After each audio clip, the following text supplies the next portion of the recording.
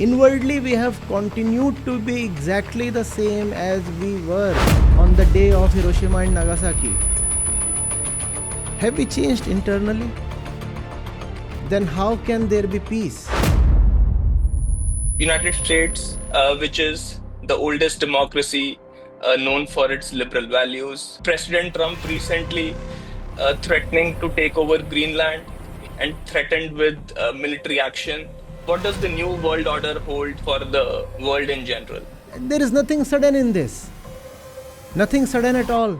He is representing the average American. And were the average American totally fed up of him? The US has the biggest nuclear arsenal and it still needs Greenland. No peace treaty will work. No League of Nations will work. No United Nations will work. No G2, G7 or G20 will work. No global summit will work. As long as Hello, Charity, namaste. My name is Piyush. I'm based out of New Jersey, United States. Been here for a few years. Been a participant for the Gita Samagam as well. Your teachings have really helped me. I really appreciate it. Acharya, my question today is on the geopolitical changes that are being witnessed in the world. To put some context, Acharya, I understand that land acquisitions has always been part of human history. It was done through wars, trade, etc. But we also saw installation of democracy, liberal ideas, globalization, and the world was a much peaceful place. However, there is a new wave of imperialism that is being witnessed in the recent years with Russia-Ukraine conflict, and more recently, United States, which is the oldest democracy known for its liberal values, inclusivity, etc., has also joined this race with President Trump recently threatening to take over Greenland. uh, he has already announced tariffs and threatened with military action if needed. He has been vocal about his views even on the World Forum, such as a recent one happening in Davos. So, Charity, I was curious about your views on these recent changes, on the where the world is moving right now. What is the root causes behind it, and what does it hold? What does the new world order hold for the world in general? there is nothing new in this new world order. Nothing new. We are the same people we were in 1945 when curtains fell on the various theaters of war, right? That world war happened because the various powers wanted to consume. It was their urge to have more and more and more that brought them in conflict with each other. Hmm? So, Japan, for example, wanted the resources of the entire Southeast Asia and China. The US too coveted those resources. Germany was not happy that Britain controlled so many colonies and Germany had virtually none after Versailles. So otherwise, these powers really didn't have much against each other. They wanted to consume, and their consumptive interests got in each other's way. But then they looked at the millions of deaths. Russia, China, Europe. And they said, fine, no point killing each other. Live and let live. And this you call as liberalism. And this you were talking of as the period of intermittent peace. Peace that lasted a few decades. No, even in this period of let live, consumption was rising at an unprecedented rate. Simple, right? Correct. Look at the unit. Look at the human being. In this so-called period of peace, what was the human being doing? Increasing its consumption continuously. Increasing the number of kills in an exponential way. Be it per capita annual number of animals killed or per capita carbon dioxide emission. All of these kept rising in a big way even in this so-called period of peace, right? Right? But the learning, superficial learning from World War II remained.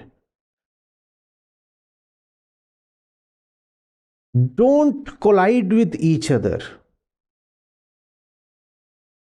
Drive in your own lane.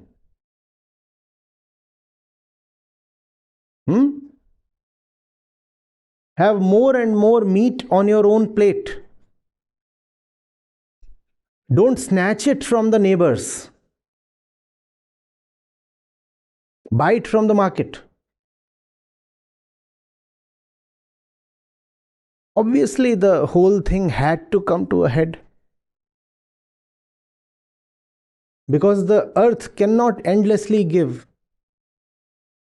Just as you cannot have an endless number of colonies, which was the root cause of World War II. Similarly, you cannot have endless consumption. And a lot of that which you call as libertarian values are about consuming as much as you wish. And a lot of what you call as liberal values are about distributing the consumption. Let everybody in the society have at least a minimum level of consumption. This obviously cannot continue beyond a point. The US has one of the biggest energy reserves in the world, and still it needs Venezuela.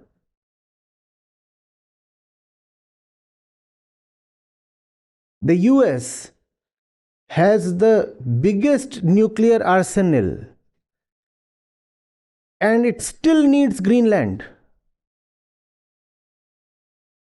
And is crying hoarse, we are insecure, somebody will destroy us.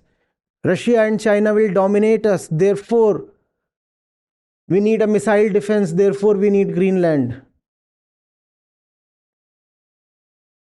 This is the militarily most powerful country on the planet.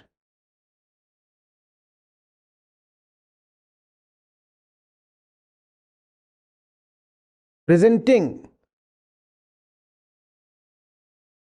an argument in defense of imperialist expansion. The argument is we are so weak, somebody will kill us, therefore we need Greenland.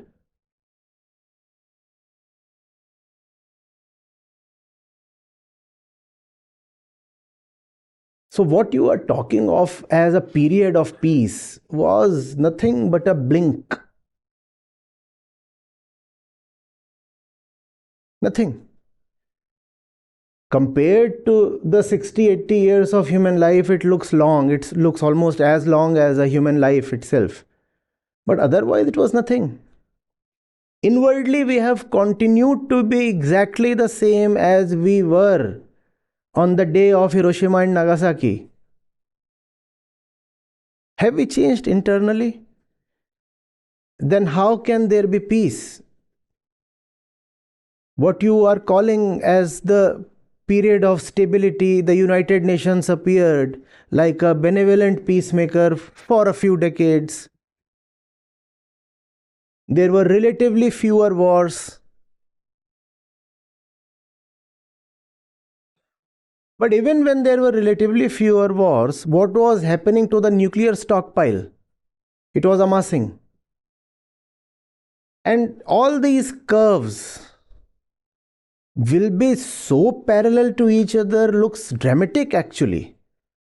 The rise in the nuclear stockpile, the rise in carbon dioxide part per millions,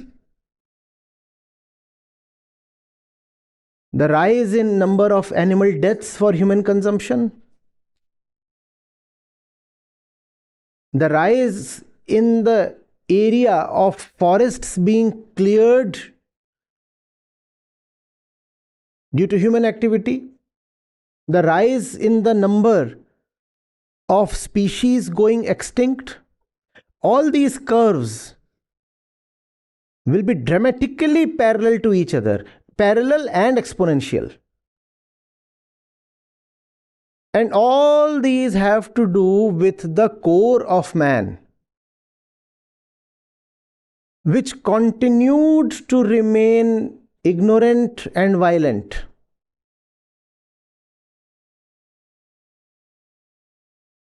And now that the planet has reached the edge of its capacity and has no more to offer, obviously these countries will again clash.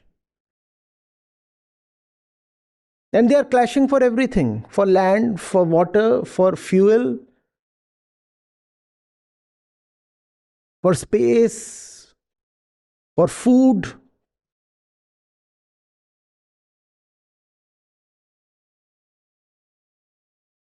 So don't let the 50s, 60s, 80s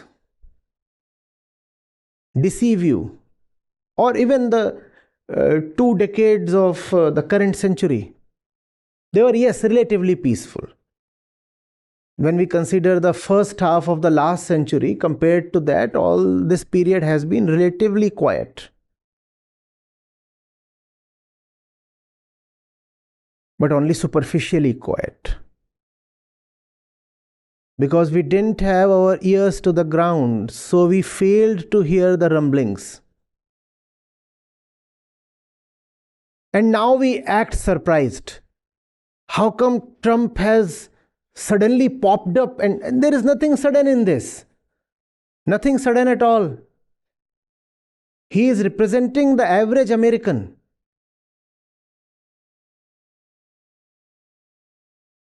And were the average American totally fed up of him, he would have been impeached by now.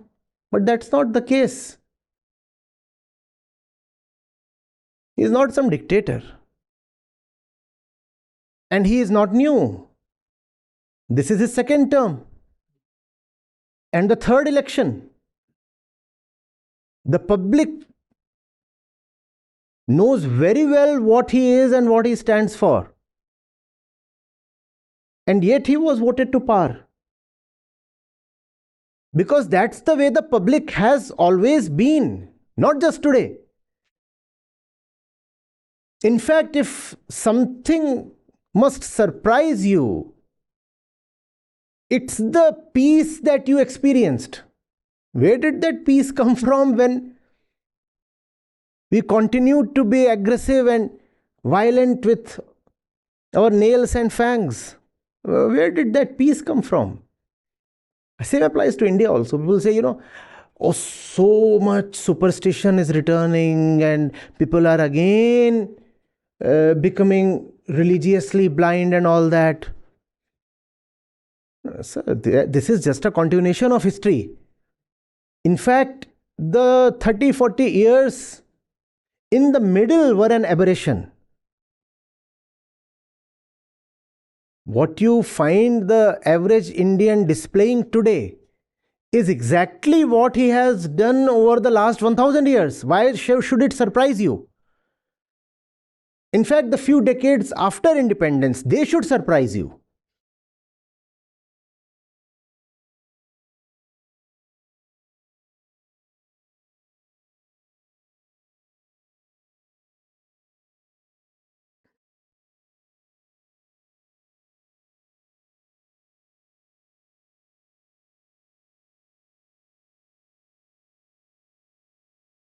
This is a very simple thing that we just don't want to admit.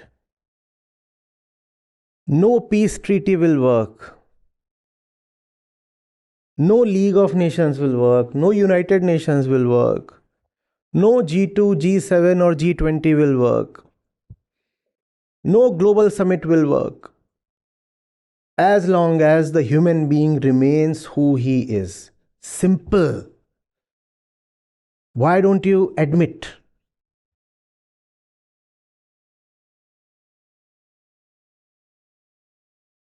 Why don't you admit? Because if you admit this, your power structures will crumble.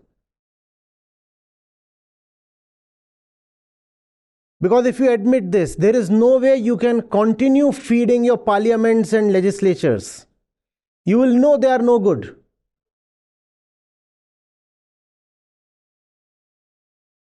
If you admit this, even your religious structures will crumble.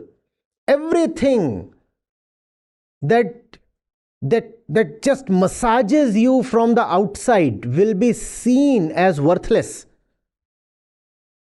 And you'll have to step into a totally new world. That's why you are afraid. And that's why you will never admit that none of this institutional gymnastics is going to succeed.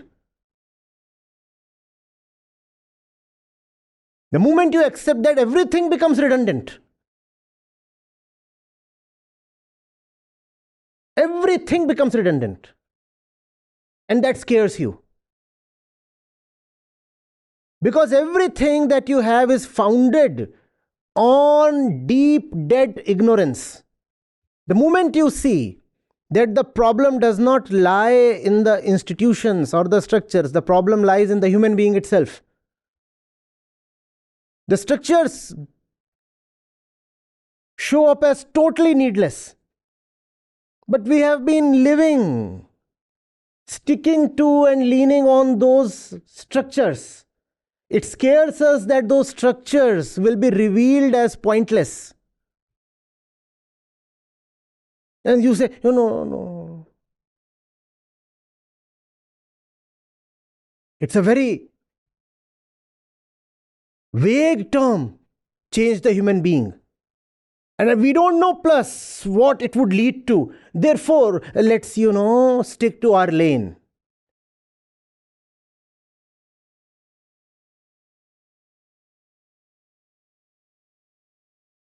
All of this, I repeat, is just theatrics. The man is the same, simple. Back to the basics. Cut the crap. The man is the same.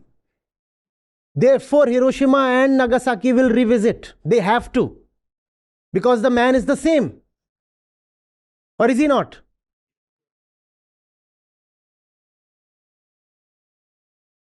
But you come up with a lot of shock and surprise, but then our entire DNA changed after 1945.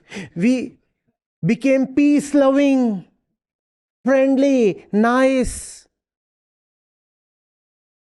cordial neighbors. The world was such a pretty place. And now this old rascal, he's walking all over the doll's house.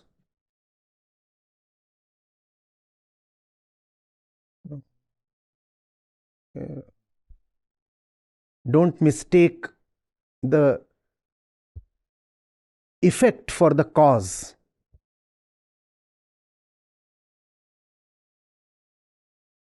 This president or that president, this prime minister or that prime minister, they are not the cause. They are the product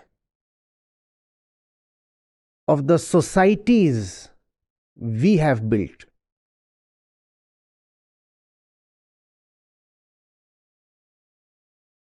Most of them come from democracies.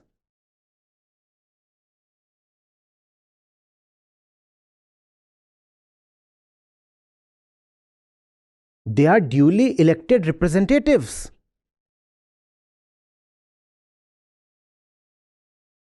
They are us. They are what the common man on the street is. Why blame the president? The president is simply the common American. Why blame him?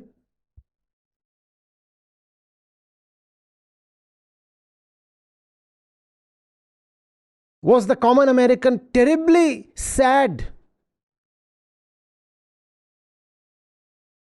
in August 1945? Was he?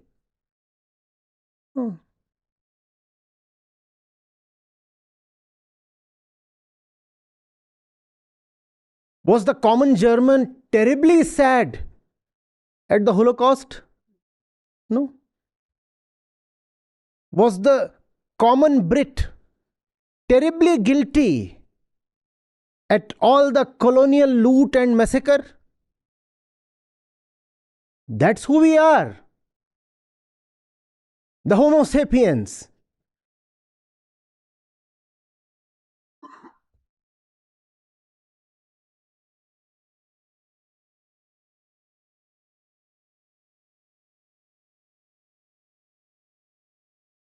The Chinese kept telling the Japanese, you need to at least express some regret for what you did to us.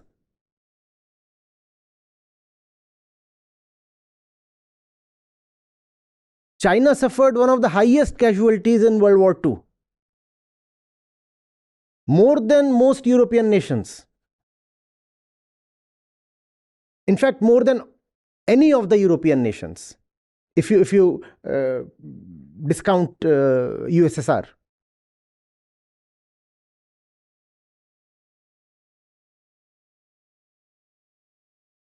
So China said that rape of Nanking and so many things, at least express some regrets. The Japanese, no, fine. Only recently was there some word of reconciliation from the Japanese. So were the Japanese feeling guilty at what they did to China? No.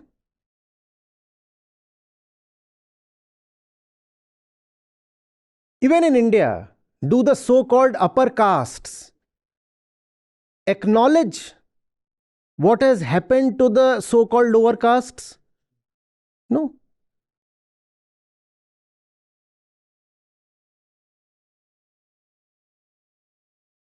No, that's who we are.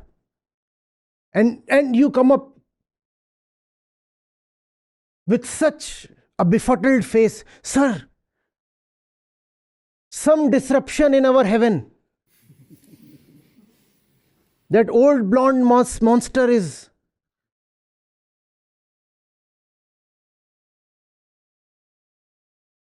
bull in the china shop.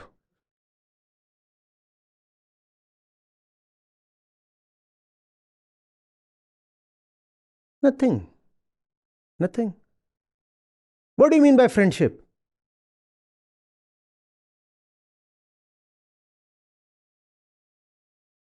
The US-Canada border was supposed to be the most peaceful one in the entire world. And this one is saying, I'll turn Canada into whatever my nth number of state. 51st state? Yeah. Gobble the entire country alive. 51st state. The World War II started with great friendship between Germany and USSR. the Molotov-Ribbentrop Agreement. You know what the agreement was about? Together we will eat up the entire Eastern Europe. I will keep one half of Poland, you keep the other half of Poland. And the Slav countries, you can have them all. And now you say, friendship is being betrayed. Stalin also felt some kind of betrayal when Hitler opened up the Eastern Front. Operation Barbarossa. It said that for 1 week he was sitting like this. What has happened? Such was the quality of our international relations then, and such is the quality of our international relations now. The entire world is bending over backwards to please Trump today. 1936 Olympics in Germany, Berlin Olympics. Even the Brit athletes were told to offer Hail Hitler so that Hitler doesn't get annoyed. Just as the entire world is pleasing Trump today, the entire world was pleasing Hitler in the second half of the 1930s.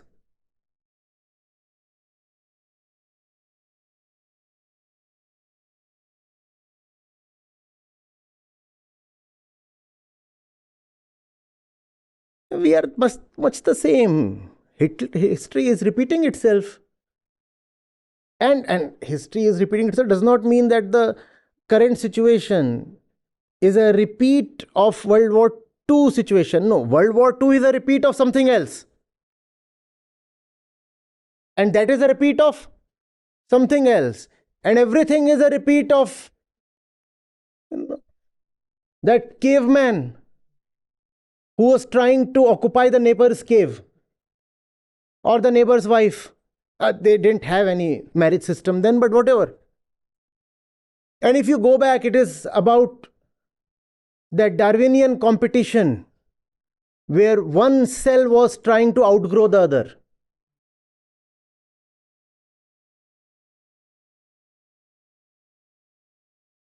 Why do you pretend as if we are nice people? We are not.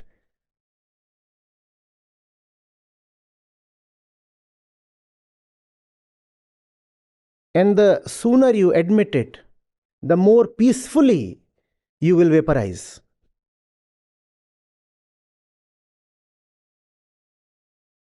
Because the nuclear thing cannot be averted anyway.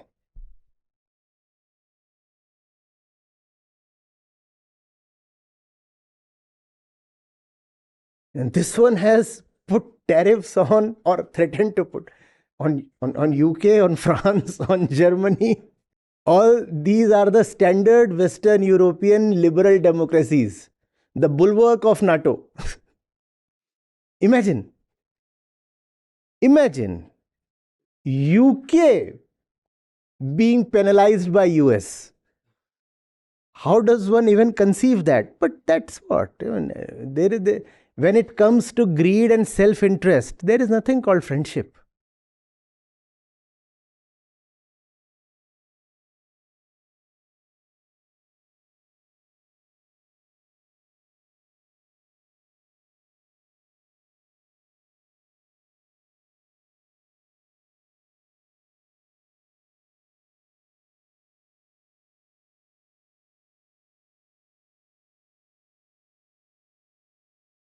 We are not nice people.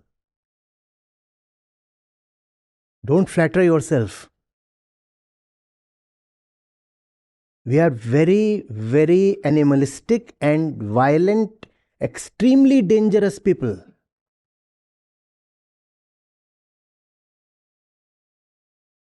Lots of ideologies just exist to convince us that we are half decent. Democracy is simply an ideology with the assumption that people know how to vote.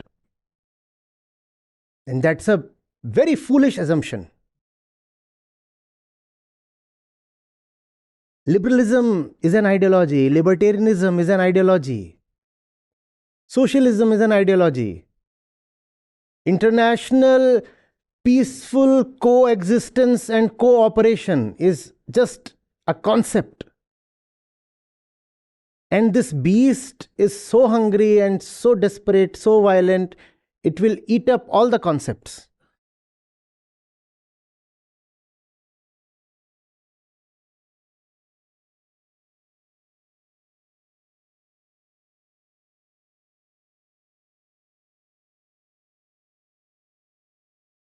Anybody talking of Tibet? That's who we are. Might is right. But when Saddam Hussein captured Kuwait, he was put to death. Who's talking of Tibet? Because Tibet has ice, not oil. Maybe when the planet will burn and we'll need some ice, then there will be an international coalition to liberate Tibet.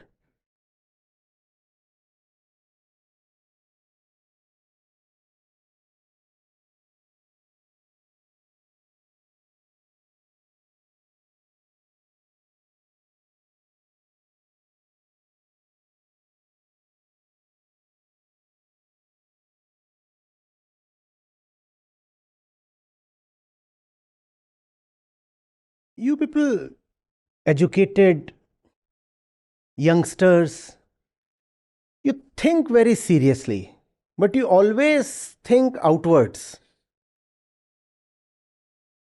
You try to think in terms of systems, histories, processes, countries, nations, this and that. You never try to think in terms of the human being and the ego. That's why you will never reach the place where the real trouble is.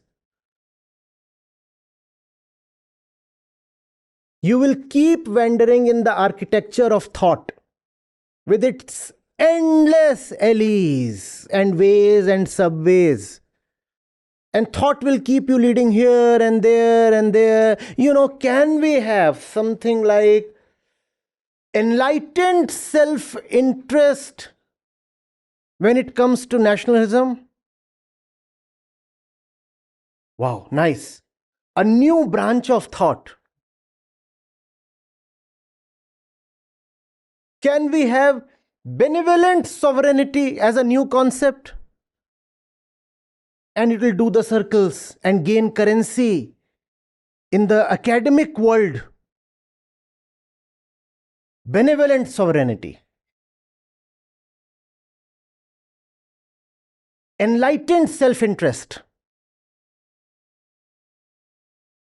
And you will think that by doing all this intellectual gymnastics, you are coming somewhat close to the solution. You do not even know where the problem is. How will you know the solution?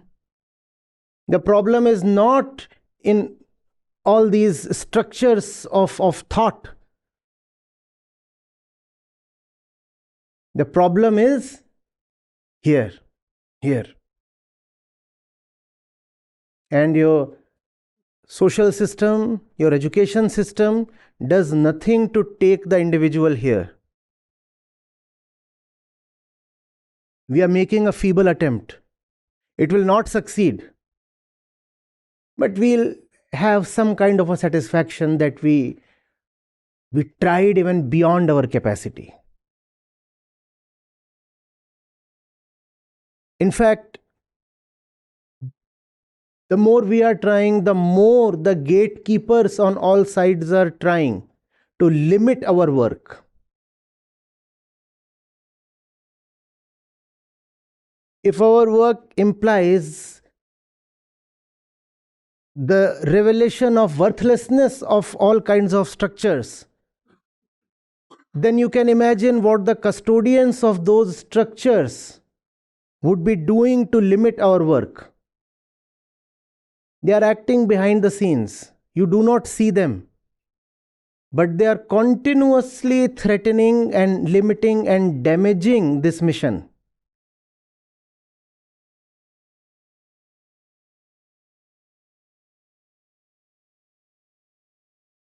And they are pretending that they are trying to find a solution to all kinds of global crises.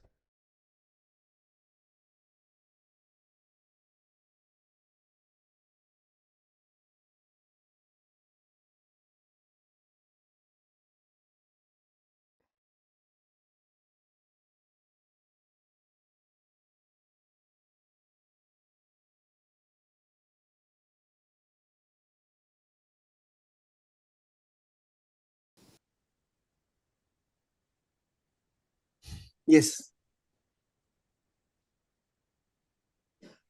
Acharya, can I go for a follow-up on this? Acharya, I do want to address a point that you mentioned that it is people like me, most of us, we are able to think about the outside. We are able to know about also, especially with your teachings. Personally, for me, I'm able to understand the happenings of the world uh, way more easier. However, the insight that you mentioned, something which is so personal, there is a strong resistance. There is always, even when you mentioned this, I understood that okay, I'm the problem. Most of us are the problem. However, it is still way much difficult for something as simple. I just have basic tendencies. Those are a few things that are keeping me what I am. However, I'm able to understand outside way more easily than I'm able to understand myself. No, it is not In that, ability. It is in not, those, no, no, no, not ability. It is intentionality. Come up with the right word. It is, it is not easier to understand the external world. It is simply more comfortable. More comfortable. It is not more difficult to understand the inner world. It is simply more uncomfortable.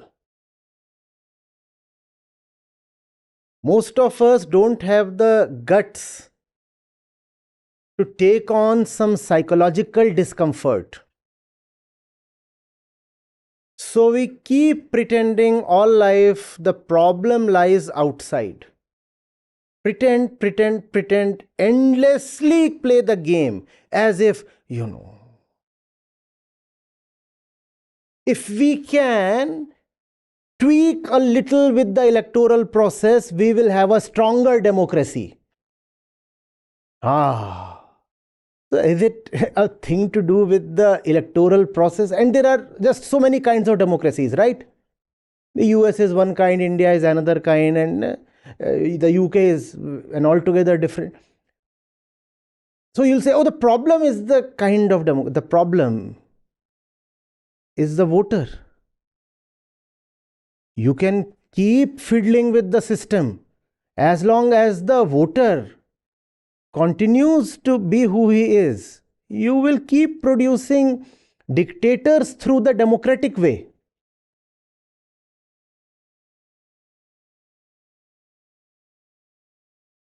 Think of the voter. The voter is already carrying a dictator within, right? And that's called the ego. If the voter has no problem with the dictator within, why will he have a problem with the dictator outside? In fact, he is so comfortable and used to with the dictator within that he'll actually want a dictator outside. He will celebrate the dictator outside, saying, oh, now we have a strong president.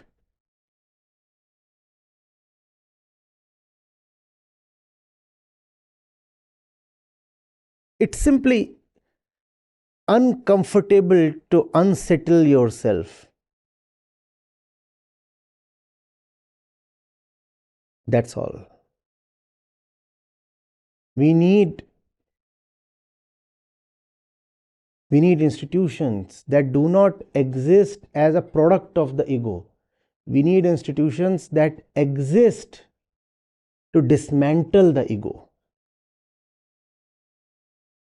We have great institutions all over the world at every level. But all those institutions are products of the ego.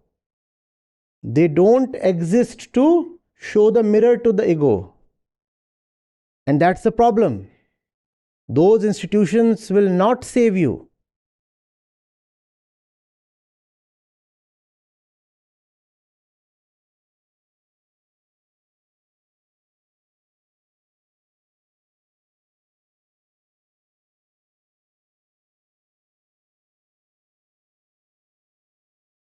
Acharya, the discomfort is real. It exists.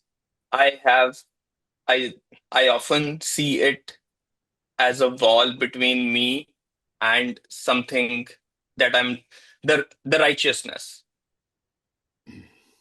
I usually get defeated by that discomfort. I don't want to get defeated by that discomfort. I do. I I see that happening. I see that wall building up, and yet the wall it the wall remains. What can I need to break the wall. Stop supporting it. Don't break it. There is no wall. There is just your own arms holding those bricks together. Withdraw your support. The wall has no strength of its own. The strength of the wall is the strength of your arms. Why are you lying to yourself?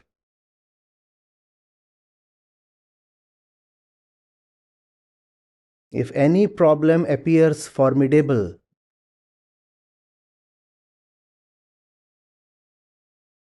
it has the backing of your own being. Otherwise, problems by definition are a contradiction. In the universe, everything is in harmony. There is no problem somewhere. So, problem by definition is a contradiction.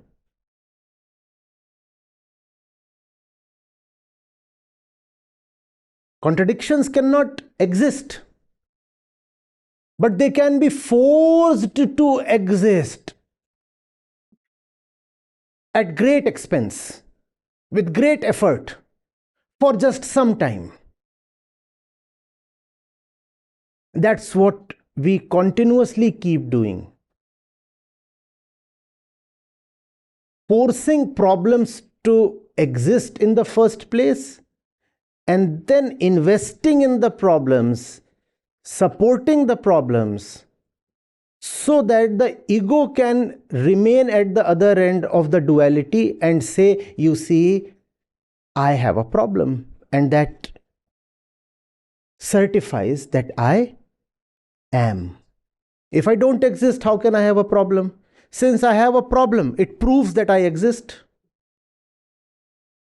Have you seen how scared people are of not having a problem? If they don't have a problem, they will invent one. Because if no problem exists, then the ego is gone. So you will keep pretending continuously that you are trying to solve the problem. No, you are lying. You have a stake in supporting the problem. Just withdraw that support. That's all.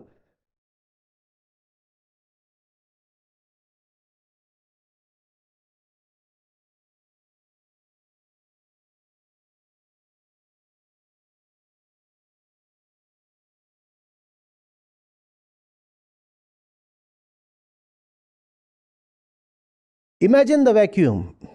If there were no problems, what would life be like? Most of us would just faint at the conception. If there were no problems, I'm gone, finished.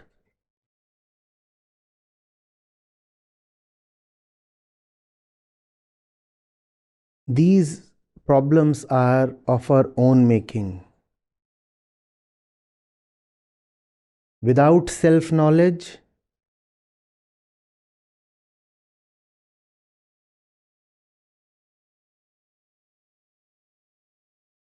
problems become the self.